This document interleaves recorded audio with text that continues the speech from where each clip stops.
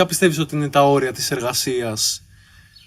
Πιστεύεις ότι πρέπει η δουλειά να βγει χωρίς κάποιο όριο και μετά, ας πούμε, μπορεί να γυρίσεις σπίτι σου και να είσαι πτώμα, να μην μπορείς να ανταπεξέλθεις στις προσωπικές σου, ή πρέπει να βάζεις όριο? Εγώ πιστεύω ότι πρέπει να υπάρχει ένα όριο, αλλά αυτό το όριο να είναι στα πλαίσια του ότι αποδίδουμε όμως και όλη τη δουλειά. Όχι ο καθένας να λέει εγώ μπορώ 2 από τα 10 και να είναι στο 2 και κάποιος που μπορεί 10 στα 10 να δίνει μόνο αυτό.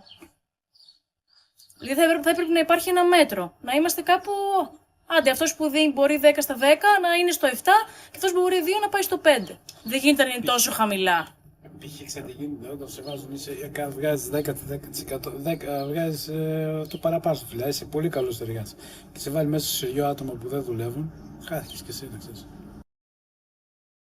Πόσο σημαντική πιστεύεις είναι αυτή η αξιολόγηση?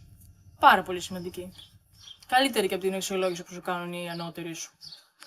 Πολύ ωραίο. Άσχετα άμα όμως δεν το κάνουν πολύ. Δεν συνάδει. Ναι, γιατί άμα κάνουμε αυτοαξιολόγηση περισσότεροι, δεν θα... Βλέπεις θα το απολυθούμε από πρόβλημα. μόνοι μας. Θα απολυθούμε, ναι. Θα φτάσουμε εδώ. Οκ. Πώς έφυγε την Ονταγρία. Αυτή πήγε μια μέρα στο ψυγείο εδώ. Παραιτήθηκε. Μην πεις επίθετα. Έχετε τώρα τελευταία οικονομικό. Νιώθεις ότι θα πρέπει να πληρώνεσαι παραπάνω, Νίκο? Βεβαίως. Άρα πιστεύεις ότι η δουλειά η οποία εφαρμόζεις και δουλεύεις κάθε μέρα δεν συνάδει με το ποσό το οικονομικό? Το οικονομικό όταν πέρσι ένα π.χ. 8 εκατοστάρικα και τα έξοδά σου είναι 1000, Δεν βγαίνεις. πώς θα βγεις? Εσύ έχεις κάποιο προβληματισμό? Συμφωνώ και εγώ πάνω στο οικονομικό, αλλά δεν ξέρω κατά πόσο το πόσο αμοιβόμαστε εδώ πέρα έχει να κάνει με τα έξοδα που στην ουσία είναι από το κράτος, ρε παιδί μου, όλα αυτά που πρέπει να πληρώσουμε, ξέρω εγώ και αυτά. Δεν έχει να κάνει με το πόσο αμείβεσαι εδώ στη δουλειά και αν η δουλειά σου, αυτή που κάνεις πραγματικά, πόσο θα πρέπει να πληρώνεσαι. Να μας έχει ζητηθεί ίσως από ανώτερα πρόσωπα αυτό το χαμόγελο, το ψεύτικο, το εργασιακό που είναι εικονικό. Πιστεύεις Κοίταξε. ότι πρέπει να υπάρχει απλά για την εικόνα, για την όμορφη εικόνα, ή να χαμογελάς όταν νιώθεις ότι θες να χαμογελάς?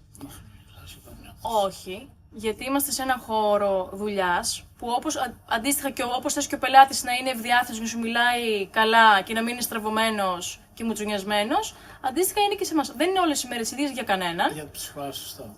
Καλύτερα να έχουμε ένα χαμόγελο και ας είναι και ψεύτικο. Σας είναι και ψεύτικο. Αγαπάτε τη δουλειά σας?